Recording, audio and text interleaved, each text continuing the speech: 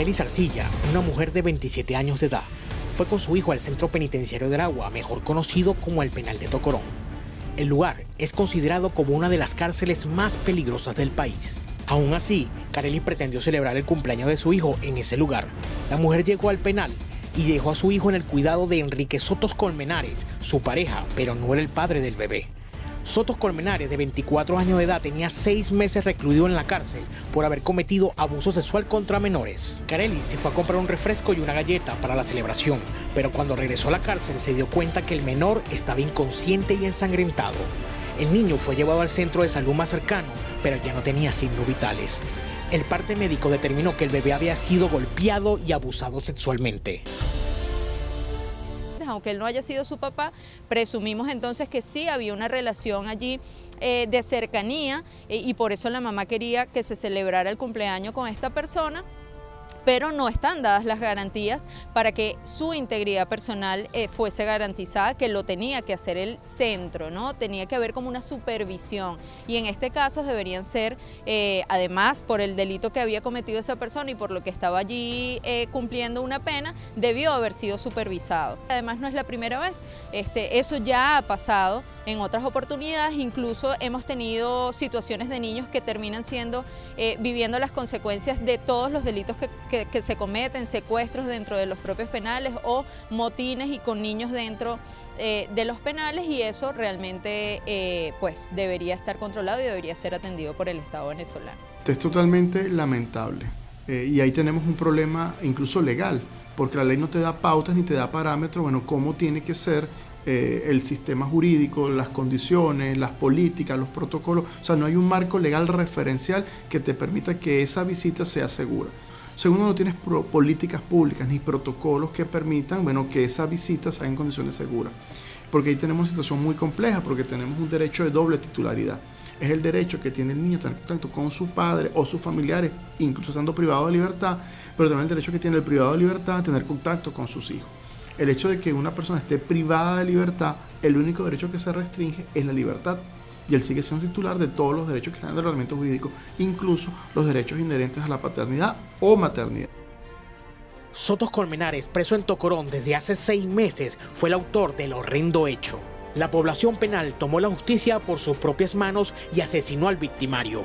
Inexplicablemente, Carelis Arcilla trató de ocultar lo sucedido, alegando que el niño padecía de un cuadro respiratorio y de tos. La mujer fue detenida e imputada por el delito de infanticidio y ahora pasará casi 20 años en la misma prisión donde murió su hijo. Lamentablemente en nuestro país no hay políticas públicas para poder atender ese problema específico. O sea, el niño que va a la cárcel lo puede hacer.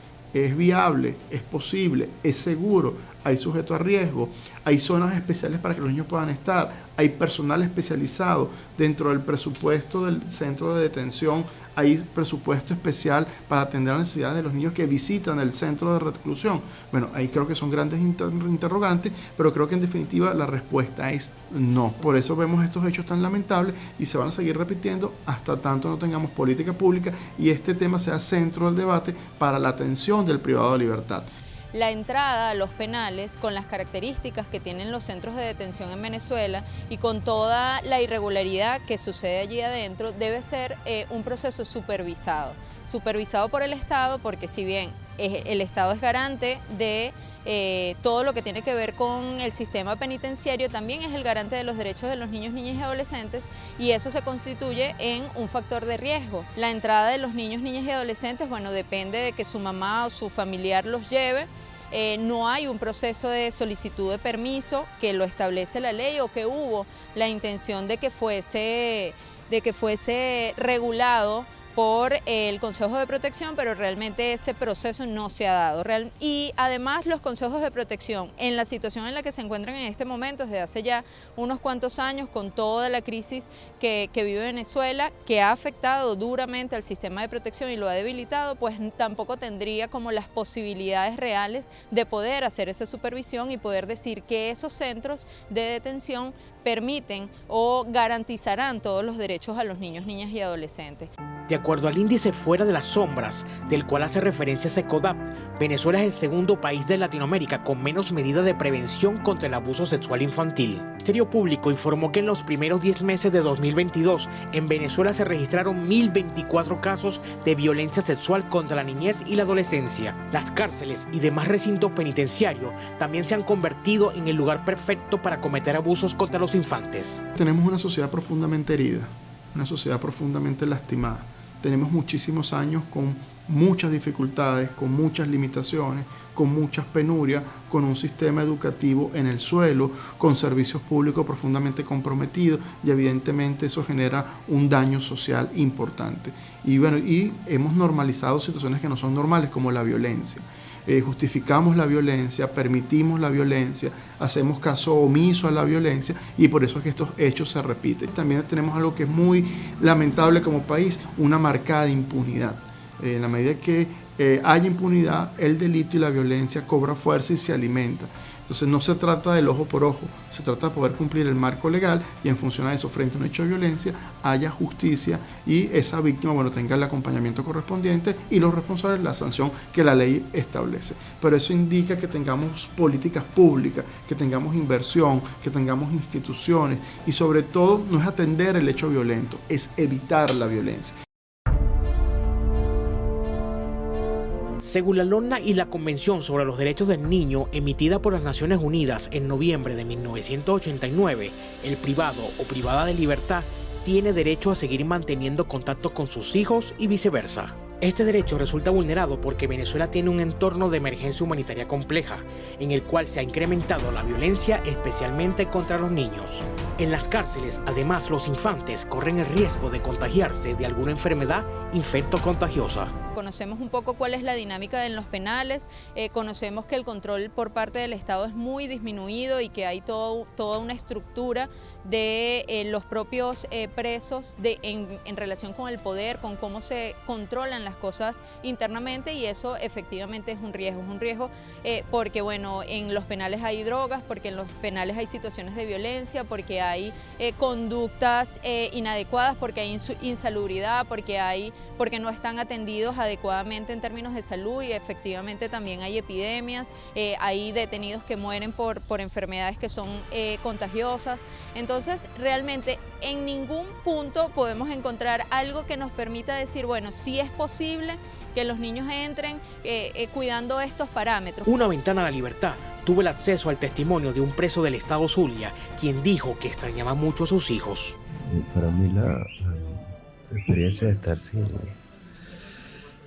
mis hijos ha sido muy fuerte. Me imagino que para todos es igual.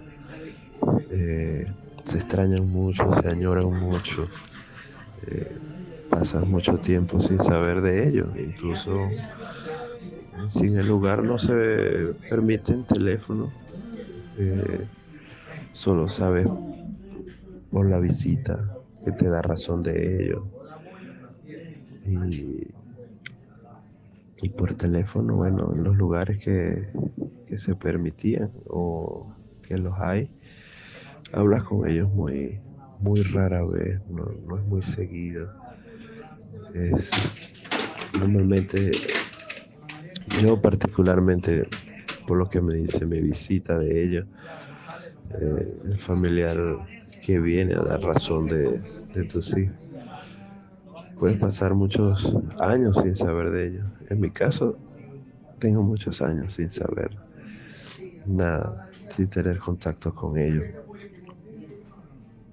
Se botan muchas lágrimas, se llora mucho, se llora bastante. Lo que uno anhela es poder verlos otra vez, estar con ellos. Se aferra uno a hablar con Dios y pedirle que sea Él que se encargue de ellos, mientras uno está esperando el momento de compartir en familia nuevamente. El jefe de la Policía Municipal de San Francisco en el estado Zulia, comisario Jorge Luis Sara, explicó que en ese centro de detención preventiva sí permiten la entrada de niños y niñas, pero toman suficientes previsiones para garantizar su seguridad. Hay espacios específicos para la visita. Generalmente se hace por calabozos. Cuando llamamos calabozos son los sitios estos donde están recluidos los detenidos, se sacan progresivamente estos detenidos, si hay niños, se buscan lugares específicos para que ellos puedan compartir con los familiares, y hay oficiales de policías que están permanentemente, hasta tanto termine la visita, observando y monitoreando el comportamiento de ellos y cualquier situación irregular que se pueda presentar. En ningún momento con los niños nunca ha habido, no sé si es un pacto que ellos tienen o simplemente que es un momento de compartir y no de pelear. En ocasiones sí, discusiones entre algunos detenidos con los familiares, pero no ha pasado a mayores, y de manera oportuna los oficiales han intervenido y han controlado la situación. María Aldazoro, madre de un recluso del estado Miranda, asegura que la población penal se comporta de una manera distinta cuando los niños y niñas los van a visitar. Los presos se sienten felices al ver a sus hijos allí compartiendo con ellos. Esta madre ha sido testigo del protocolo que se aplica para permitir la entrada de los niños y niñas en las cárceles del estado Miranda, y hace el llamado a las mujeres para que sean más disciplinadas al momento de llevar a un infante a un recinto carcelario. Sí, hay un representante de la LONA al momento que van a ingresar niños al centro de donde están ellos detenidos.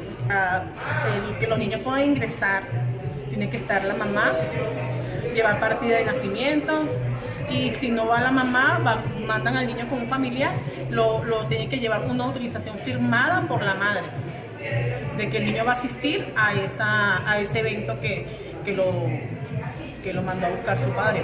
La visita de los niños y las niñas a las cárceles venezolanas deben ser autorizadas por los tribunales de protección. En enero del 2010, el Consejo de Derecho y el ministro de las Comunas emitieron unos lineamientos en este sentido, pero no siempre se cumplen, porque la corrupción y el poder de los líderes negativos finalmente terminan imponiéndose.